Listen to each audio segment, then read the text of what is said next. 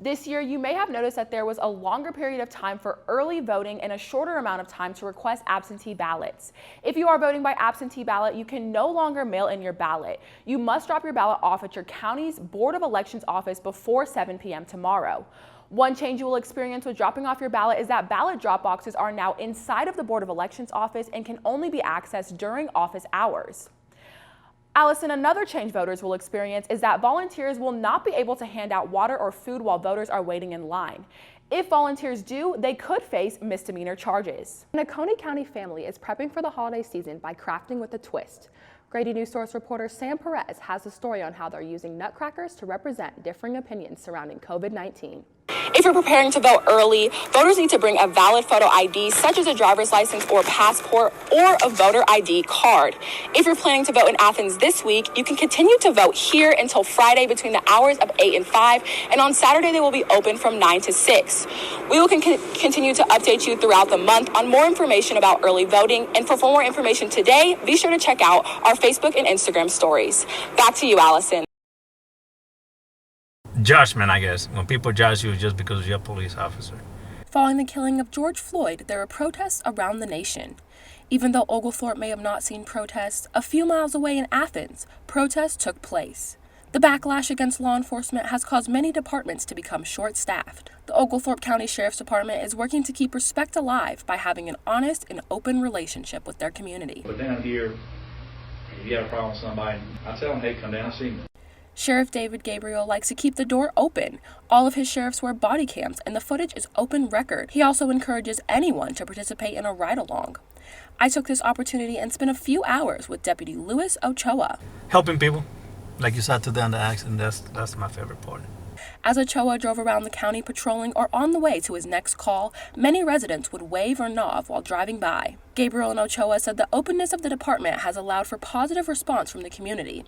However, the climate of the nation is making it hard to fill open positions in their department. People don't want to be the police. The problem is you got to have somebody to go out and answer calls. You know, you call 911 all you want, but if you got somebody to send, it's just tough. Last year, the median wage for Georgia officers was at $46,870. This number being a little bit under the 25th percentile pay for the nation.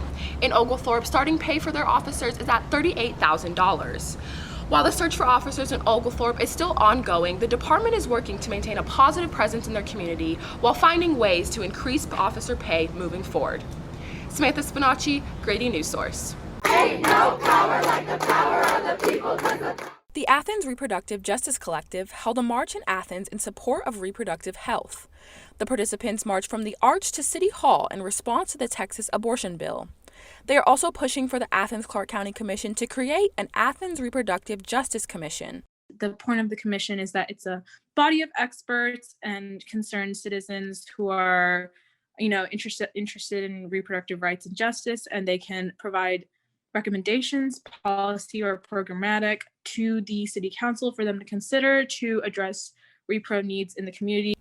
Venetia Kudmari is a co-founder of the collective. Her organization was one of 3 pro-abortion organizations at the march. Some of the services the organizations are hoping the commission will provide are paid parental leave for city employees, free menstrual products in city buildings, and reproductive and sexual health education.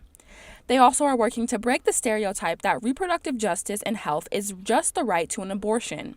I think it's important to note that reproductive justice is about access, obviously maybe to abortion, but also just to any kind of facet of, living in a way that is safe and sustainable. Prior to the march beginning, a smaller group of anti-abortion activists met at the Arch to raise awareness for their cause. We're trying to get legal protection for all innocent human life from the moment of conception to natural death. As the march was beginning, Morris shared his thoughts about creating the commission. I'm all for fighting injustice, but I don't understand why we need a commission when people already have the rights to do whatever they want to do with their own body or anything else. So the pro-abortion organizers will continue to march throughout the month to push for the commission to add this to their agenda. Their next meeting will be in front of City Hall at tomorrow's County Commission meeting. This has been Samantha Spinaci, Grady News Source. I'm here at the Athens Board of Elections office where you can continue to vote early until October 29th. Earlier I spoke with voters about their voting experience. Very easy and quick, probably took about 4 minutes. Voters like Bradshaw say the reason why they're voting is because of the renewal of the 1% educational sales tax.